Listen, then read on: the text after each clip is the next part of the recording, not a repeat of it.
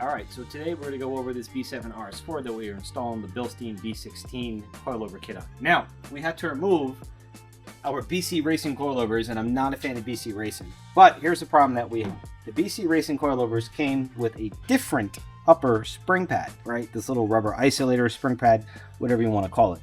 The issue is, if you look at the diameter on this BC Racing spring, and we compare it to the Bilstein spring, you will notice that our diameter on our Bilstein spring is much bigger. So when we go to install the Bilstein unit, here's the problem we're going to have.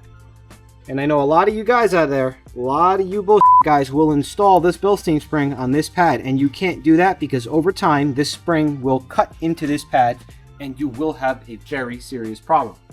So here's where it gets interesting. Audi does not sell this stock upper spring pad separately. The only way to get that spring pad is to buy the entire bracket, not the control arms. The entire bracket has to get purchased to obtain the factory upper spring pad.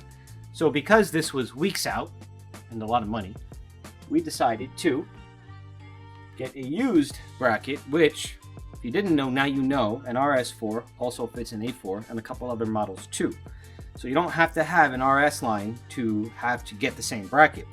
Now, you have to remove this stock upper spring pad from our donor bracket. I'm not going to use this donor bracket because it looks older than this one and I'm weird.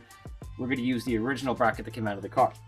Bilstein also tells you need to modify your stock upper spring pad.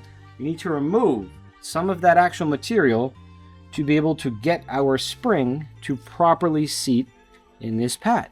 So now we're going to go ahead, remove the BC Racing poo-poo upper spring pad, install the spring pad that belongs in the vehicle, and then we can finally insert our spring onto our actual strut, make it into a coilover, put it up in the car, and call it a day.